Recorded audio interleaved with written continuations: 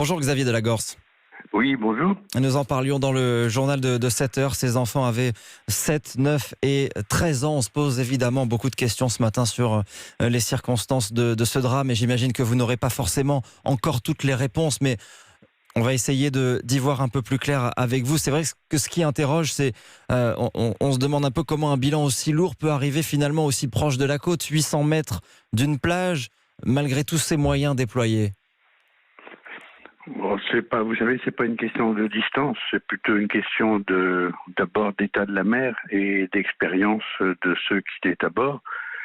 On n'a pas effectivement toutes les précisions et puis en tout cas le temps n'est certainement pas à la polémique ni aux reproches. Je crois que les familles sont terriblement endeuillées et j'imagine la peine des parents, c'est une épreuve redoutable. Les moyens Alors, déployés ont été immenses, avec plusieurs bateaux de la SNSM, avec également un hélicoptère. Tous les moyens ont été mis à temps. tous les moyens ont été mis en œuvre sous l'autorité du CROSS, qui est l'organisme de coordination des secours en mer. Donc il y avait deux moyens de la SNSM, il y avait les pompiers, il y a eu un petit bateau d'une école de voile, il y a eu le SMUR, il y a eu un hélicoptère de la sécurité civile.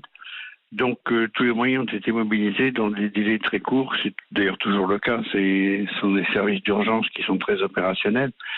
Mais vous me dites comment ça peut survenir. C'est d'abord l'état de la mer. Elle était très L'autre mauvaise. jour, quand il y a eu ce très grave accident, ce drame des sauveteurs en Vendée, ils étaient à 200 mètres, 300 mètres du rivage. Donc c'était une affaire d'état de la mer. Mais la mer, évidemment, était dans un état beaucoup plus tumultueux qu'hier. Pour qu'on comprenne bien, on parle de quel type de bateau ? C'est ce qu'on appelle un pêche-promenade, c'est un petit bateau qui mesure 5 mètres, 5 mètres 10, 5 mètres 20.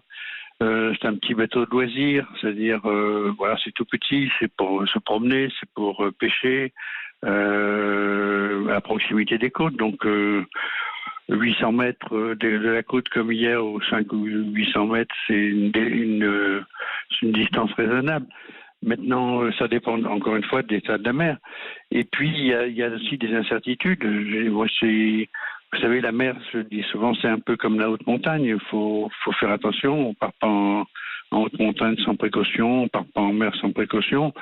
Alors, est-ce que les enfants et les parents avaient des gilets de sauvetage? Est-ce que ils ont été pris par une lame qu'ils n'ont pas prévue? Je ne sais pas. C'est l'enquête qui va le déterminer.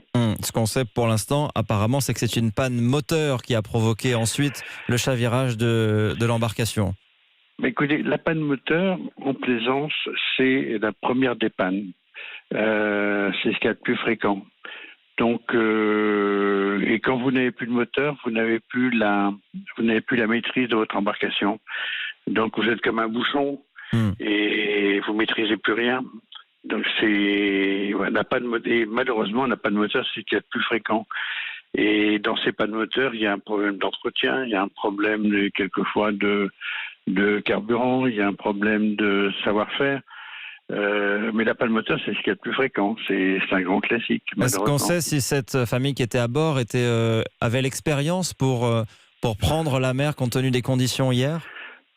Écoutez, je ne sais pas. Ce que j'ai compris, c'est que c'est une famille qui était propriétaire du bateau. D'accord. Donc, quand on est propriétaire, a priori, on maîtrise mieux son véhicule, si j'ose dire. C'est pas comme quelqu'un qui loue et de façon épisodique, qui n'a pas d'habitude. S'ils étaient effectivement propriétaires du bateau, je présume qu'ils l'entretenaient bien, qu'ils savaient s'en servir. Et bon, maintenant, vous savez, autrefois, on avait des pannes de moteur dans les voitures. Maintenant, on n'a plus de pannes de moteur, mais on a des pannes de bateau, c'est vrai. Quelles sont les précautions à prendre pour ceux qui nous écoutent et qui ont leur bateau peut-être quelles sont les précautions à prendre quand on sort en mer avec ce type de bateau ? Je dirais que les précautions à prendre, c'est pas forcément sur ce type de bateau, ce sont des précautions essentielles à prendre quand on part en mer.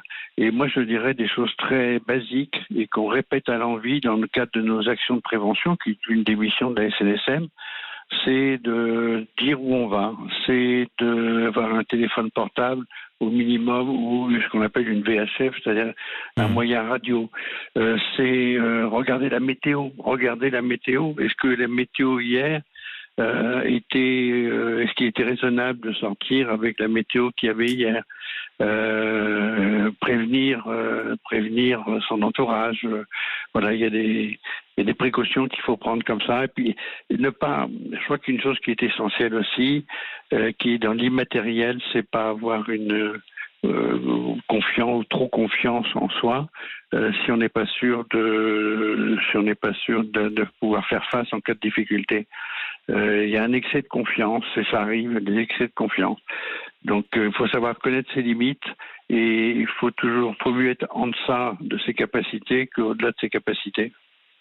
Merci beaucoup Xavier Delagorce d'avoir été en ligne avec nous.